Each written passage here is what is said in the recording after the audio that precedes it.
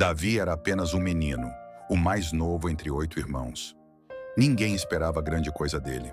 Enquanto seus irmãos estavam nas fileiras do exército de Israel, servindo sob o rei Saul, Davi estava nos campos, cuidando de ovelhas.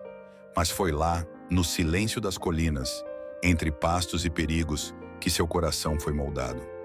Quando um leão ou um urso aparecia para atacar as ovelhas, Davi não fugia. Ele enfrentava a fera com coragem e fé, pois sabia que Deus estava com ele. Sozinho, ele cantava para Deus, compunha salmos, aprendeu a confiar. Seu caráter foi forjado não diante de multidões, mas no anonimato do campo. Enquanto isso, em outro cenário, o profeta Samuel recebia de Deus uma missão: ungir um novo rei. Saul, o atual rei, havia desobedecido ao Senhor e seu coração estava longe de Deus. O Senhor disse a Samuel que encontraria entre os filhos de Jessé um homem segundo o seu coração. Samuel foi até a casa de Jessé. 7 filhos foram apresentados. Todos fortes, altos, pareciam preparados para liderar. Mas Deus disse a Samuel: "O homem vê a aparência, mas eu vejo o coração." Então Samuel perguntou se havia mais algum filho. Jessé respondeu: "Ainda há o mais novo que está cuidando das ovelhas." Mandaram chamá-lo. Davi entrou, jovem, simples, com os olhos brilhando. E o Senhor disse a Samuel: "É este." Davi foi ungido ali mesmo, diante de sua família. Ainda um garoto, ele recebeu a promessa de que seria rei. Mas a unção não trouxe imediatamente o trono. Davi voltou para os campos. Enquanto isso, uma guerra se desenhava entre Israel e os filisteus. E entre os filisteus havia um gigante chamado Golias. Por 40 dias ele desafiou Israel. Ninguém se atrevia a enfrentá-lo. Até que Davi chegou ao acampamento. Ele tinha ido apenas levar pão para seus irmãos. Mas quando ouviu o desafio do gigante, algo se acendeu dentro dele. Davi não viu Golias como os outros viam. Ele não viu um monstro invencível, mas um homem que afrontava o Deus vivo. Enquanto os soldados tremiam, Davi se voluntariou. Foi levado diante de Saul. O rei duvidou. Mas Davi disse: "Quando eu cuidava das ovelhas, matei um leão e um urso. O mesmo Deus que me livrou deles, me livrará deste filisteu." Saul, sem opções, permitiu. Davi recusou a armadura do rei. Foi ao riacho, pegou 5 pedras lisas e seguiu com sua funda. Diante do gigante, Davi não vacilou. Golias zombou dele, mas Davi respondeu: "Você vem contra mim com espada e lança, mas eu vou contra você em nome do Senhor dos Exércitos." E com uma pedra, lançada com fé e precisão, Davi derrubou o gigante. Israel celebrou. Um novo herói havia surgido. A fama de Davi cresceu. Ele se tornou um líder militar. Ganhava batalhas. Era admirado pelo povo. Mas isso acendeu a inveja no coração de Saul. O rei que antes o acolhera, agora o perseguia. Davi teve que fugir, esconder-se em cavernas, viver como foragido. Mesmo assim, nunca levantou a mão contra Saul. Teve oportunidades de matar o rei, mas não o fez. Respeitava a unção de Deus. Davi era um guerreiro, mas também era um homem de honra. Ele chorava, orava, escrevia salmos em meio à dor. Questionava, mas confiava. Esperava o tempo de Deus. Por anos, Davi viveu entre vitórias e fugas. Teve momentos de dúvida, cometeu erros, mas mantinha seu coração voltado ao Senhor. E então chegou o dia. Saul morreu em batalha. E o povo se lembrou de Davi. Aos poucos, ele foi reconhecido como rei.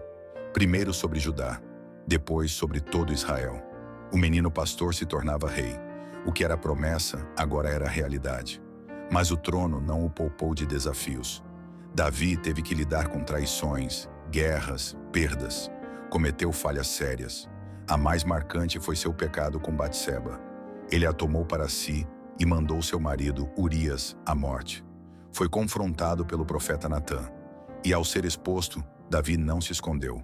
Não justificou. Ele se humilhou. Chorou. Escreveu: "Cria em mim, ó Deus, um coração puro e renova em mim um espírito reto." Esse arrependimento sincero mostrou quem ele realmente era. Davi não era perfeito, mas era sensível à voz de Deus. Ele não ignorava a correção. Por isso foi chamado de um homem segundo o coração de Deus. Sua vida foi marcada por louvor, guerra, quedas e reconciliação. Ele viu o próprio filho se rebelar contra ele. Chorou a perda de crianças, mas nunca deixou de buscar a presença do Senhor. No fim da vida, Davi preparou tudo para a construção do templo, mesmo sabendo que não seria ele quem o construiria.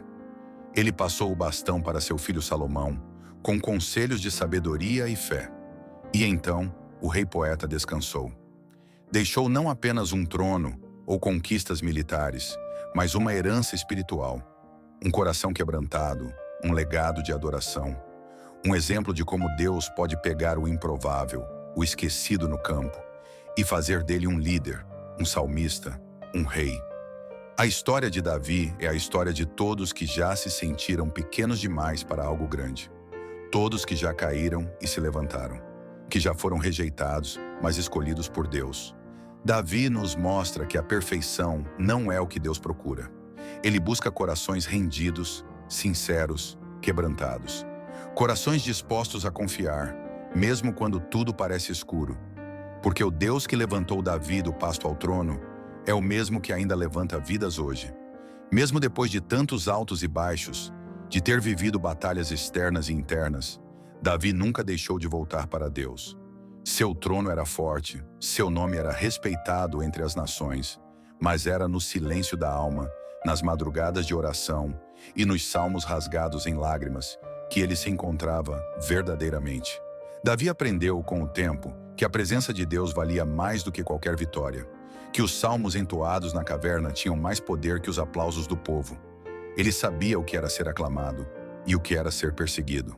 Sabia o que era ser forte em guerra e fraco em tentação. Mas, acima de tudo, aprendeu a se levantar após cada queda, agarrando-se à misericórdia divina. Durante seus últimos anos, Davi enfrentou guerras civis, rebeliões de dentro da própria casa, e viu filhos irem pelo caminho errado. Absalão, seu filho mais amado, se voltou contra ele. Tomou o trono à força e fez Davi fugir novamente.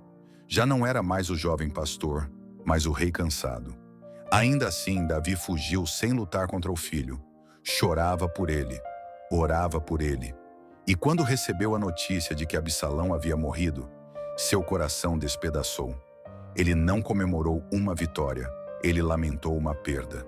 Gritou: Absalão, meu filho, quem dera eu tivesse morrido em teu lugar.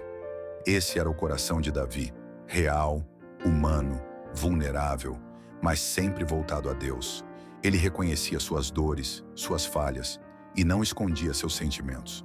Sua fé não era uma capa de perfeição, mas uma jornada de dependência. Mesmo quando envelheceu, mesmo com o corpo mais fraco e a mente cheia de lembranças, seu espírito permanecia firme. Antes de morrer, Davi fez questão de deixar tudo preparado para a construção do templo de Deus. Era o maior sonho de sua vida. Mas Deus lhe disse: Você lutou muitas guerras. Seu filho vai construir a casa. E Davi aceitou. Ele reuniu ouro, prata, madeira, pedra, deixou tudo pronto. E orientou Salomão, seu filho: Conhece o Deus de teu pai e serve-o com coração íntegro e espírito voluntário, porque o Senhor sonda todos os corações.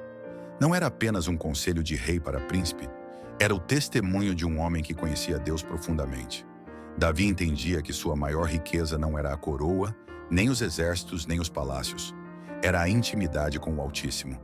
Ele havia visto a mão de Deus em suas vitórias, mas também nos seus castigos. Sabia que o amor de Deus não era um mimo, mas uma correção firme que restaurava. E então, quando seus dias chegaram ao fim, Davi descansou. Não como alguém derrotado, mas como alguém que cumpriu sua missão. Foi sepultado com honra, mas seu legado não foi enterrado com ele. Seus salmos continuaram vivos, suas palavras ecoaram por gerações.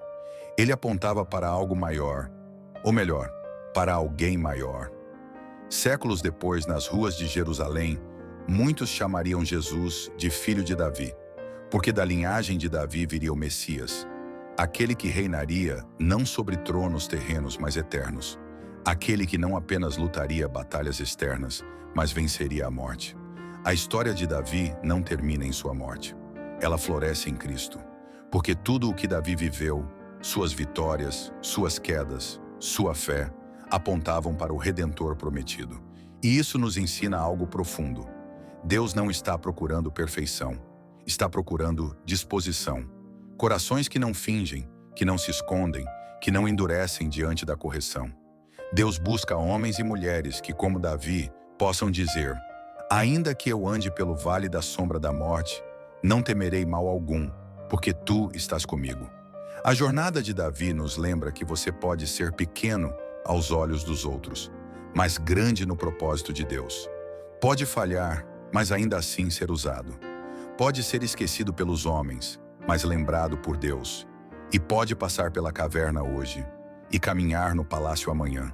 Porque no fim das contas, a história de Davi é a história de todo o coração que ama a Deus acima de tudo. Mesmo quando tropeça, mesmo quando não entende, mesmo quando tudo desaba. É a história da graça que nos levanta, do amor que nos persegue, da fidelidade de um Deus que não desiste de nós